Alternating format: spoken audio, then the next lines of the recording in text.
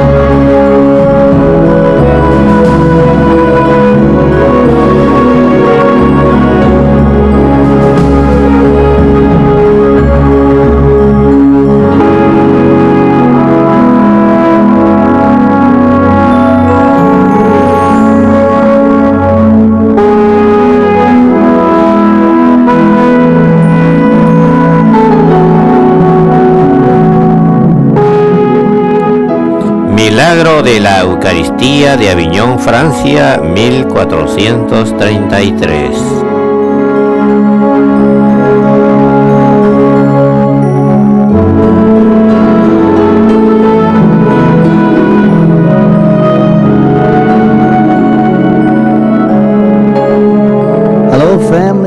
Hola familia y sean bienvenidos. Hoy tenemos un milagro eucarístico precioso para compartir con ustedes. Es llamado el milagro eucarístico de Sor, del río Sor. El río Sor es un pequeño río que corre a través de la ciudad de Aviñón en el sur de Francia. El nombre de Aviñón nos suena por una poderosa razón. Es bien famoso como el santuario de los papas. Esta se convirtió en la casa de los papas en 1309 hasta 1377. A finales del siglo XIII, muchos grupos en Italia trataban de gobernar a Roma y a los estados papales. En 1304, el Papa Benedicto XI dejó Roma por Perugia, muy cerca de Asís, pero él murió ese mismo año. El Papa Clemente V, el primer Papa de Aviñón, fue elegido en Perugia en junio 5 de 1305. Él era francés y fue quien aceptó la oferta del rey de Francia para gobernar la iglesia desde Francia. Él tenía motivos ulteriores, ya que siendo cierto que Italia era tierra de batalla y que el Papa era el objetivo principal, él también quería reconciliar a Francia con Inglaterra para que lo ayudaran a organizar una nueva cruzada en Tierra Santa. No fue hasta marzo de 1309 que él fijó su residencia en Aviñón. Los dos primeros papas en residir en Aviñón, Clemente V y Clemente XXII, consideraron a Aviñón como una residencia temporal, y los dos últimos, Urbano V y Gregorio XI, desearon retornar a Roma. Urbano V regresó a Roma en 1367, pero retornó a Aviñón en 1367, aduciendo que Roma era muy peligrosa. Gregorio IX había hecho una promesa secreta al Señor antes de ser papa, que si él era algún día elegido papa, llevaría el papado de regreso a Roma, a donde éste pertenecía. No solo Jesús estaba al tanto de esta promesa, también Santa Catalina de Siena, doctora de la Iglesia. Ella fue a Aviñón para tratar que el Papa regresara a Roma y recordarle la promesa que él había hecho, por lo que Gregorio XI supo que era el Señor el que le hablaba. Este retorno a Roma en 1376, esto causó lo que se llamó el Gran Cisma de Occidente, en el cual el Papa de Aviñón fue reconocido solo por Francia, España y el rey de Sicilia, habiendo otro Papa, el Papa de Roma, sucesor de San Pedro. Esta situación duró hasta 1409, pero en Aviñón queda hoy el Palacio de los Papas, que fue edificado durante los 67 años de su residencia. Pero sin embargo, algo hay más importante. Hay aquí un milagro más grande para nosotros, el cual hace a Aviñón un lugar de peregrinación. Para entender totalmente su significado, tenemos que irnos 217 años atrás, al tiempo del milagro, al año 1276. Europa, casi toda la Europa estaba infectada de la herejía de los albigenses, la cual comenzó en la parte sur de Francia y recibió este nombre del pueblo de Albi, de donde surgió. Esta se extendió rápidamente y pienso que, como todas las herejías, finalmente fueron sofocadas en el siglo XI. Pero el mal nunca se aplasta totalmente y surge de nuevo de muchas formas. El rey Luis VIII construyó esta capilla para desde aquí ser capaz de combatir esta terriblemente tonta herejía de los albigenses, los cuales negaban todos los sacramentos. Él pensó que construyendo esta capilla y teniendo una capilla de adoración eucarística, y para esto se construyó originalmente esta capilla. Las gentes vendrían a adorar al Señor y a través de esta oración la herejía se detendría. ¿Qué pasa hoy en día en todos los Estados Unidos? Ustedes ven en San Pedro, en todas las basílicas, en Santa María la Mayor, en San Pablo Extramuros, en San Juan de Letrán, ven capillas donde hay adoración perpetua. En los Estados Unidos, iglesias tras iglesias han comenzado a tener adoración eucarística perpetua. Y esta es la forma en que vamos a vencer las herejías de hoy, porque el albigencismo no es algo que ya murió. Los albigenses provinieron primeramente del panteísmo y pudiéramos decir de paganismo, el paganismo unido al cristianismo, y esto fue tan lejos que se convirtió más y más poderoso, llegando a quitar la inocencia y formando una gran confusión, negando un sacramento después del otro. La cosa llegó a tal punto que las gentes se suicidaban antes de retractarse, pues ellos pensaban que una vez que habían ido a un rito parecido al bautismo, pues habían rechazado el bautismo y tenían un rito llamado consolamento. Una vez ir a él, negarlo sería ir al infierno. Por lo tanto, las gentes antes de hacer esto decidían quitarse la vida cometiendo suicidio. Es muy importante ponernos de rodillas y comenzar a adorar al Señor y hablar con Él, con el Señor presente en el Santísimo Sacramento. En el año 1433, los albigenses tenían algún poder en estas tierras y parecía que no se podía con él. Pero el mundo estaba listo para un cisma moral.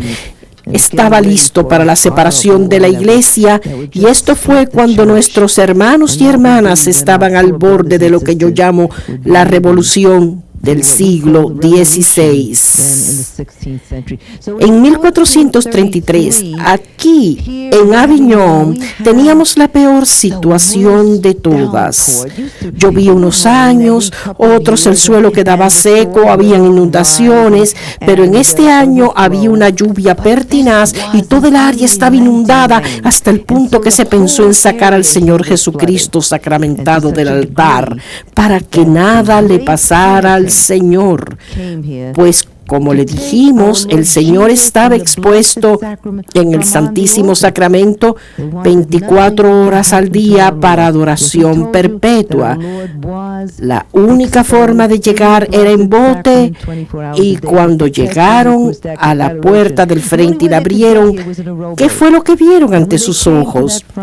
Las aguas se habían partido, como cuando el Señor separó las aguas del Mar Rojo en la época del Éxodo. Los hombres aquellos no creían lo que veían sus ojos. Fueron y buscaron más personas para que vinieran a ver al rey, y sí, fueron capaces de entrar en la iglesia hasta el altar y sacar al Santísimo hasta un lugar seguro. Después de esto, cada año surgió la tradición de mantener este lugar como un recuerdo de cómo el Señor mostró su poder, de que Él mantiene su promesa de estar con nosotros hasta los finales de los tiempos.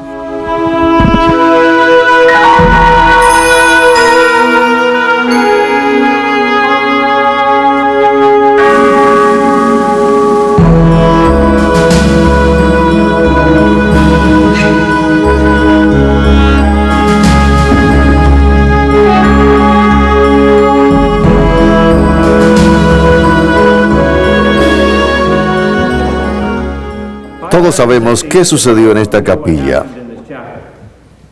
La Eucaristía, expuesta en cuerpo, alma y divinidad, fue preservada de la inundación. Las aguas no entraron en el santuario a ambos lados.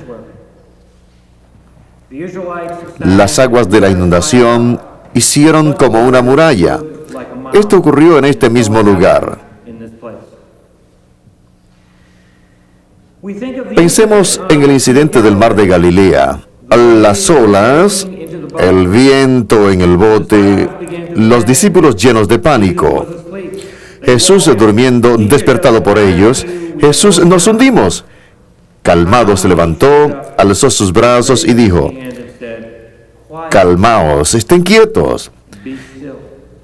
El viento se calmó y todos los demás elementos también. Él les dijo a los discípulos: ¿por qué están atemorizados? ¿Por qué han perdido la fe? Este es el significado de este milagro eucarístico. Él levantó su mano glorificada y llagada, la misma que mostró su poder en el aposento alto cuando dijo: no tengan miedo. Este es mi pasaje favorito. Es muy posible que estemos sentados aquí con este mismo sentimiento de asombro, igual que los discípulos en la barca. Hemos visto el poder de Dios. Este es el verdadero sentido de la adoración eucarística.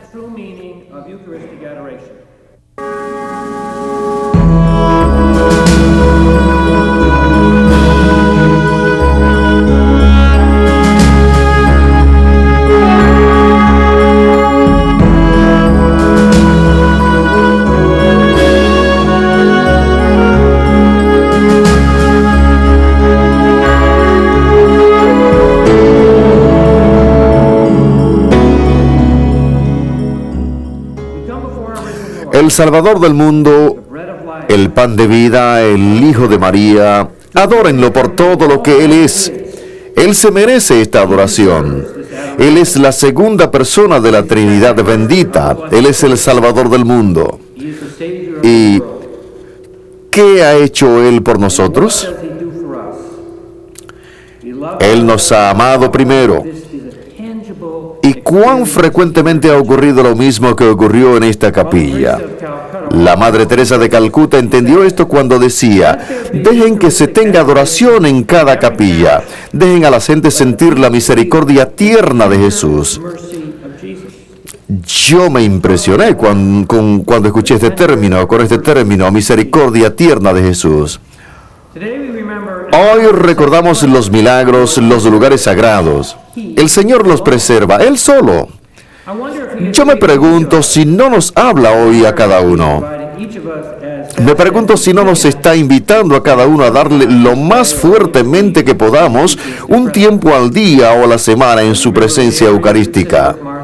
Yo recuerdo a María y a su hermana Marta. María se sentaba a sus pies cada vez que Jesús pasaba por el pueblo y Jesús dijo: ella escogió la mejor parte. Recuerden a San Juan Bautista Vianney, cuya capilla y rectoría hemos visitado. ¿Qué haces en la iglesia? Él contestó: Él me mira y yo lo miro. Y esto es todo.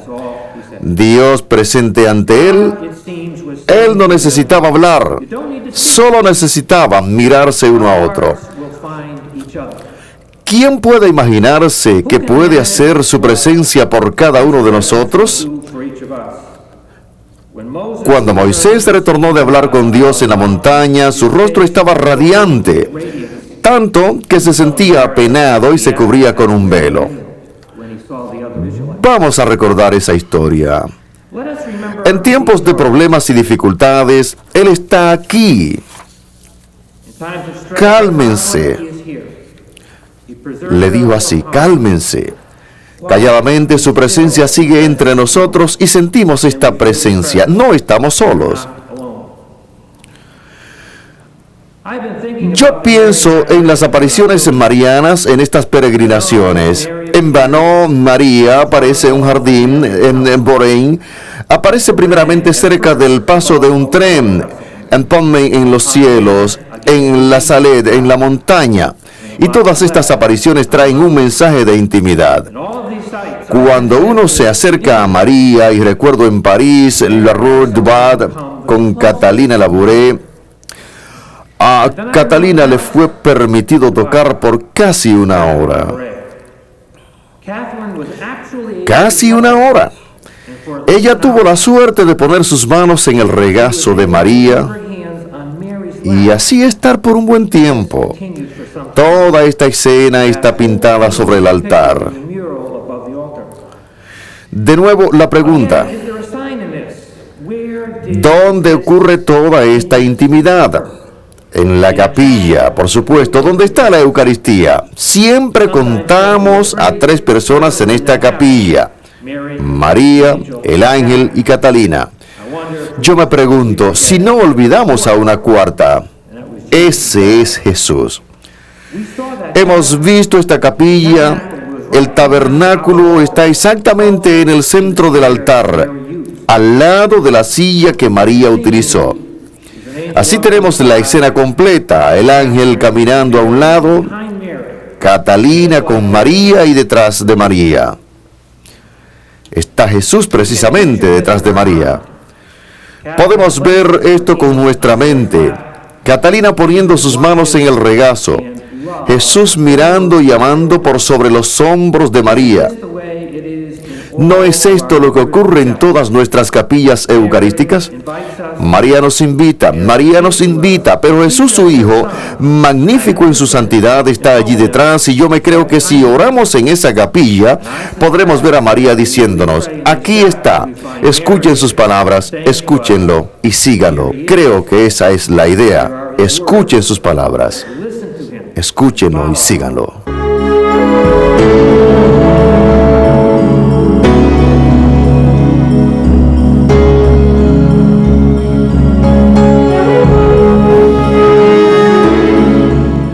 Muchas veces Jesús nos ha dado todo su amor íntimo, santo, tangible. Así sentimos ese amor. Podemos oír a María diciendo: no solo se los muestro, yo los llevo a Él. Y en ese momento ella dice: experiméntenlo con su corazón. Sabemos que hay una diferencia. Las emociones quedan, la mente se limpia y sentimos su presencia. Todo esto es la presencia eucarística.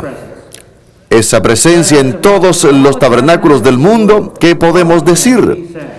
Yo sugiero una frase de los Salmos: den gracias al Señor porque es bueno, porque su misericordia es para siempre.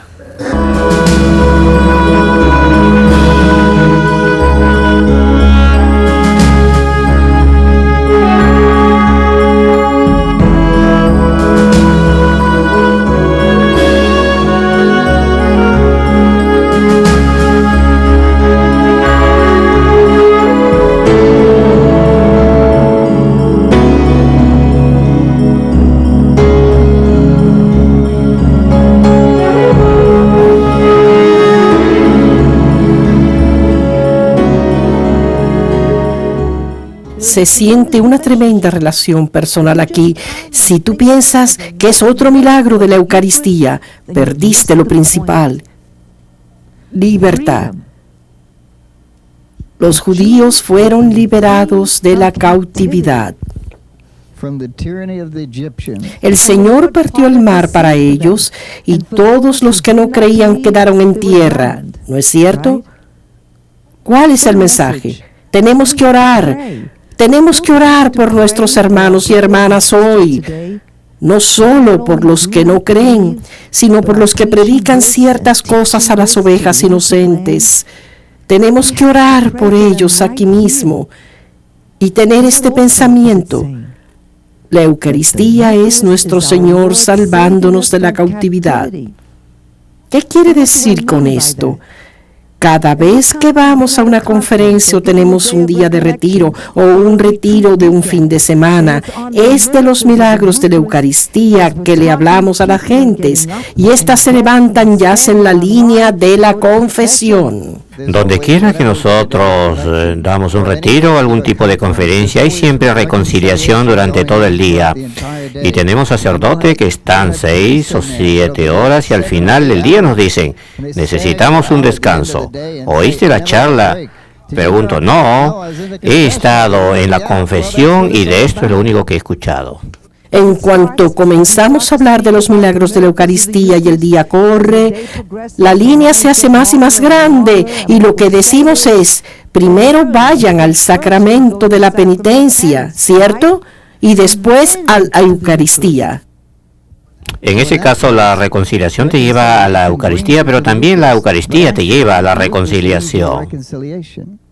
Y según tú conoces al Señor, más profundamente te das cuenta que el Señor está profundamente presente y así te vuelves en una gran unión. Él en ti y tú en Él. Ahí no hay lugar para tener la casa sucia o regada. Imagínense el caso de que Jesús viniera a sus casas. ¿Cómo limpiaríamos y mudaríamos cosas? ¿Cómo limpiaríamos la casa por fuera y por dentro? Lo que nos pondríamos y lo que no nos pondríamos. Nos probaríamos ropas por días para lucir mejor. Es por eso que necesitamos tener conocimiento de la Eucaristía. Nuestro Señor está verdaderamente presente en ella. Limpiamos o ordenamos la casa. Tiene que entender que la Eucaristía es verdaderamente Dios entre nosotros y tenemos que poner en términos lo que queremos decir, que tenemos que limpiar la casa, tenemos que hacerlo mejor, tenemos que poner la iglesia de la misma forma que lo hacemos cuando el Papa viene o cuando otra celebridad viene. Este es Jesús.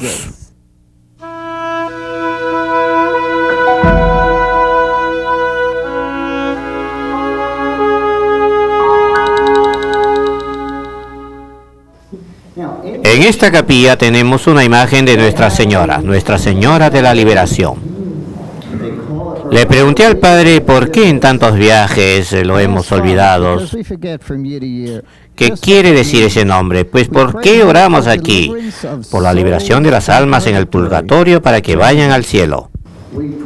Oramos y esto durante tiempos de guerras es muy fuerte.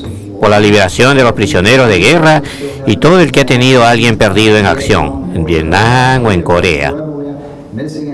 Sabe lo que es perder a alguien en la guerra y cómo se ora por la liberación de los prisioneros. Oramos por todos aquellos que necesitan liberación. Liberación de aquellos que necesitan volver a la iglesia de nuevo. Por eso también oramos en esta capilla. Aquí oramos también por liberación de nuestras familias, amigos, vecinos que se han ido para una herejía. Aquellos que se marcharon, los que se han ido de nuestra iglesia, para que regresen al Señor, para que no se mantengan separados de Dios. Hay un refrán que está escrito en una pared histórica que dice: todo el que ignora la historia está condenado a repetirla. Todo el que ignora la historia está condenado a repetirla. Y el Señor nos quiere librar de la repetición de una parte de la historia, porque lo que el mundo pasó en aquel tiempo lo vemos hoy. El Señor nos quiere liberar de los pecados de esa época.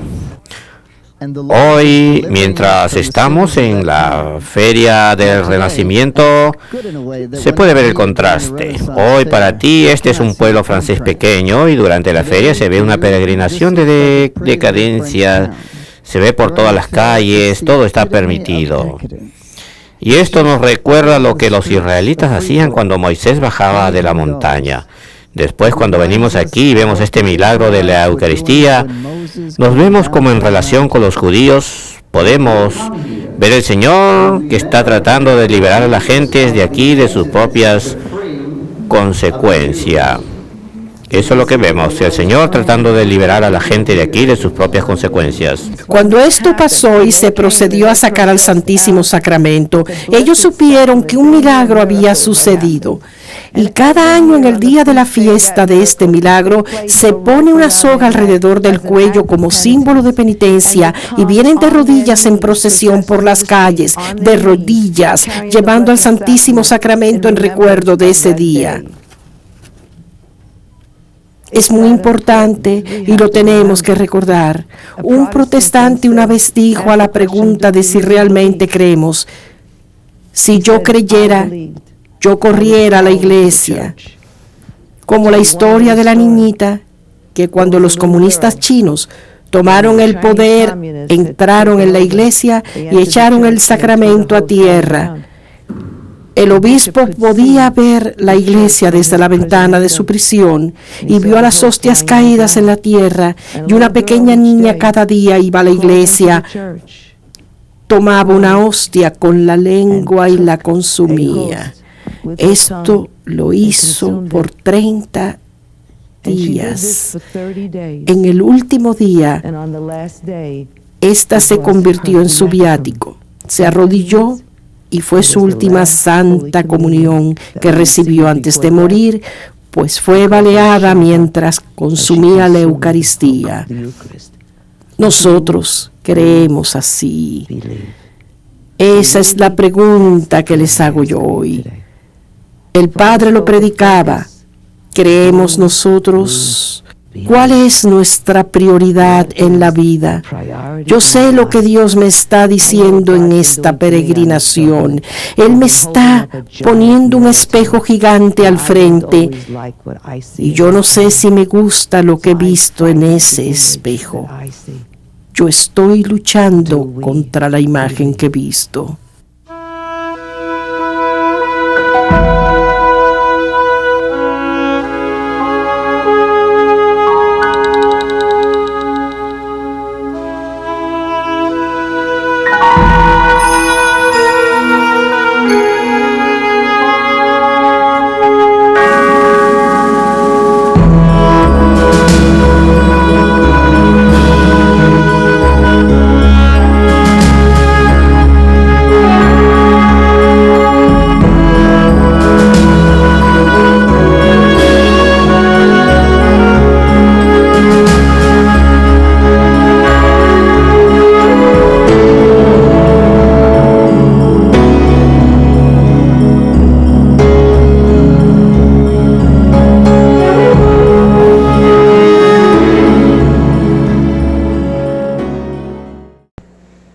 Gracias familia por ver este programa. Este es uno de más de 200 libros y videos de venta en Journeys of Faith.